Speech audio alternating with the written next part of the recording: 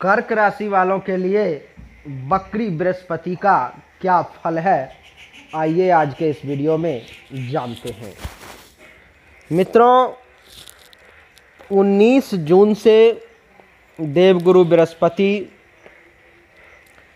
कुंभ राशि में वक्री हो रहे हैं, जो कि 19 अक्टूबर तक वक्री रहेंगे। कर्क राशि वालों के लिए जो कुंभ राशि का घर है वो है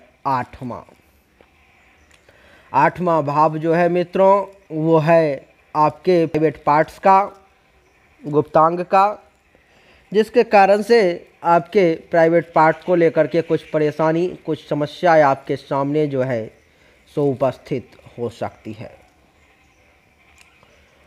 आठवां जो पार्ट है मित्रों, वो है रिश्वत का भी। तो अगर आप कहीं से रिश्वत लेते हैं तो बड़े ही सावधानी के साथ लें, नहीं तो आप फंस भी सकते हैं, परेशान भी हो सकते हैं। लॉटरी का भी आठवां घर ही होता है, तो इस कारण से लॉटरी वगैरह लगाने का भी 19 जून से लेकर के 19 अक्टूबर तक प्रयास ना करें तो आपके लिए बेहतर रहेगा, क्योंकि इस समय में आपको लॉटरी लगने की संभावना बहुत कम है। आठवां जो घर है वो है आकस्मिक धन लाभ का। आकस्मिक धन लाभ का घर जो है वो है आठवां, जिस कारण से इस समय में आपको इन 4 महीनों में आकस्मिक धन लाभ होने की भी संभावना बहुत कम है। मित्रों, जल यात्रा करना अभी आपके लिए शुभ नहीं है, इसलिए इस 120 दिन में 19 जून से 19 अक्टूबर के बीच में जल यात्रा ना करें तो अच्छा रहेगा। ससुराल से जो है सो लाभ की प्राप्ति आपको इस समय में नहीं होगी।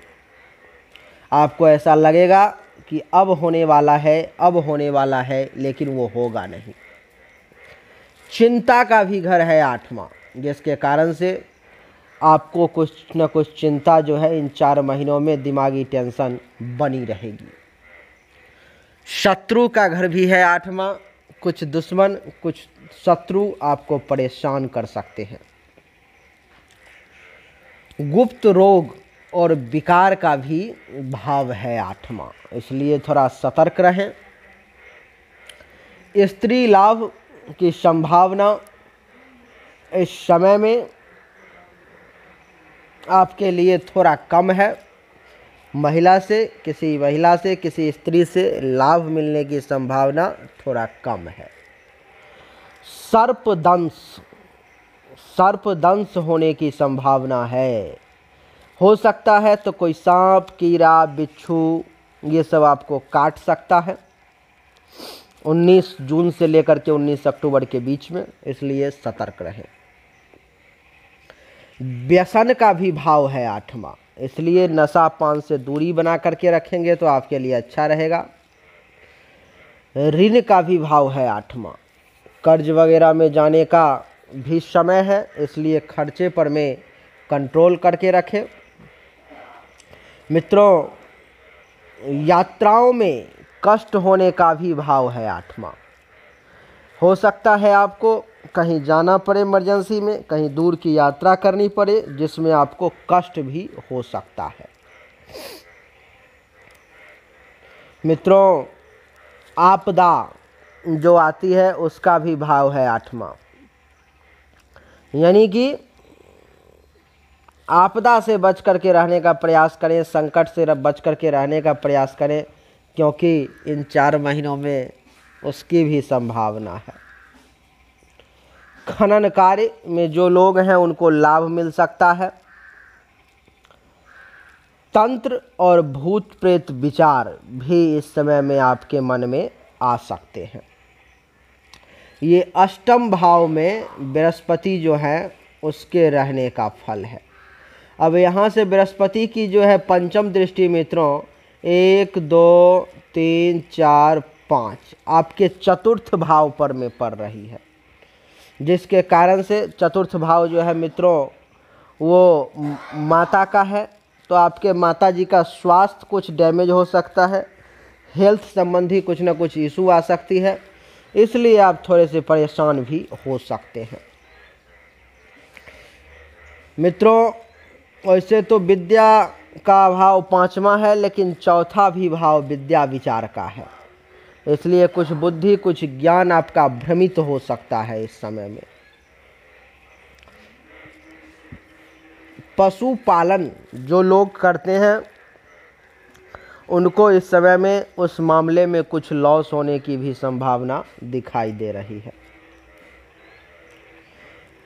जो लोग किसान हैं काफ़ी चिंतित रहेंगे, और किसान को बकरी बृहस्पति की पंचम दृष्टि के कारण भी कुछ नुकसान होगा। जमीन जायदाद को लेकर के कुछ परेशानी आ सकती है, नव निर्माण हो सकता है, मनोवृत्ति जो है आपकी वो बदल सकती है, मानसिक सुख और दुख दोनों का आपको इस समय में एहसास होगा। गृह सुख का उपभोग आप खूब अच्छे तरीके से नहीं कर पाएंगे।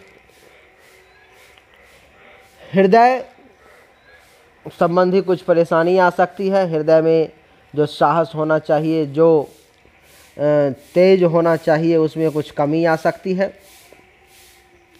मित्रों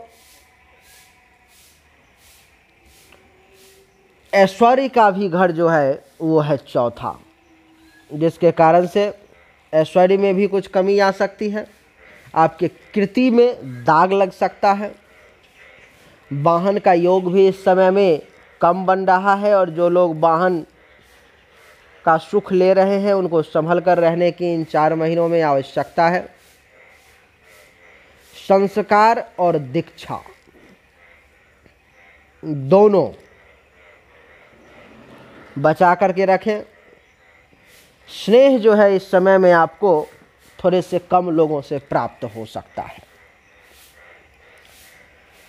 फेफड़ा से संबंधित, हृदय से संबंधित अथवा श्वसन अंग जो है, श्वास लेने के लिए जो अंग है, उससे संबंधित भी कुछ परेशानी आपको आ सकती है। नैतिक चरित्र को गिरने ना दें तो आपके लिए अच्छा रहेगा, क्योंकि इस समय में उसके गिरने की संभावना है। ये हो गया बृहस्पति की पंचम दृष्टि का कमाल। उसके बाद बृहस्पति की सप्तम दृष्टि जो है 1 2 3 4 5 6 7 आपके द्वितीय भाव पर में पड़ रहा है, जिसके कारण से दूसरा जो है सो धन का भाव होता है। इस कारण से धन संबंधी मामलों में आपको परेशानी आ सकती है, रुकावट आ सकती है, आप थोड़े से परेशान हो सकते हैं। धन का आपको सुख थोड़ा सा कम मिल सकता है। दूसरा भाव जो है मित्रों वो घर का भी है, तो घर का भी सुख जो है इस समय में आपको थोड़ा कम ही प्राप्त होगा। इतना ही नहीं, दाहिना नेत्र भी जो है सो दूसरा भाव का ही है, जिसमें कुछ विकार कुछ परेशानी जो है आपको हो सकती है। परिवार का सुख इस समय में थोड़ा सा आपको कम मिल सकता है। विद्या, भोजन, यात्रा, इन सब में थोड़ा सा सतर्क रहें। आप पर में चल संपदा प्राप्ति का भी योग बन रहा है। वाणी पर में कंट्रोल रखें, नहीं तो आपके मुख से अब शब्द वगैरह निकल सकता है। दृष्टि दोष की स्थिति उत्पन्न हो सकती है। स्वाद का भी घर दूसरा है, जिसके कारण से कुछ खट्टा मीठा खाने का ज़्यादा इच्छा होगा। और सत्य का भी घर दूसरा ही है, जिसके कारण से इस समय में आप सत्य बोलेंगे तो ऐसा बोल देंगे कि टेंशन उत्पन्न हो जाएगा, और नहीं तो झूठ ज़्यादा बोलेंगे। 7 के बाद 8 9 बृहस्पति की नवम दृष्टि जो है सो पड़ रही है आपके द्वादश भाव पर में। द्वादश भाव जो है मित्रों वो खर्च का है, व्यय का है। तो इस समय में आपको खर्चा ज़्यादा होगा। पैसों की आमदनी हो या ना हो, लेकिन खर्चा ज़्यादा होगा। बायां नेत्र में कुछ परेशानी उत्पन्न हो सकती है, जैसे आँख का नोचना, आँख संबंधी कुछ परेशानी। दूर का यात्रा हो सकता है। व्यसन और दुराचार इससे बचकर रहेंगे तो ज़्यादा अच्छा रहेगा, नहीं तो कारावास की स्थिति भी उत्पन्न हो सकती है। कुछ दंड भी आपको मिल सकता है, कुछ आपका पैसा बर्बाद भी हो सकता है, आप कर्ज में भी जा सकते हैं, आपको अपयश और कलह की भी प्राप्ति हो सकती है। द्वादश भाव जो है मित्रों वो मुकदमा का भी है, तो जिस कारण से बकरी होने के कारण आप पर में मुकदमा भी हो सकता है, केस भी हो सकता है। तो ये सब जो है सो स्थिति है बकरी बृहस्पति होने के कारण कर्क राशि वालों की। उम्मीद करता हूँ आप सब कुछ समझ चुके होंगे। अगर समझ में आ गया तो इस वीडियो को लाइक करें, शेयर करें, चैनल को सब्सक्राइब करके इसके बेल आइकन के बटन को दबा दें। एक बार फिर से आप सभी का बहुत बहुत धन्यवाद। Thank you so much. जय हिंद, वंदे मातरम।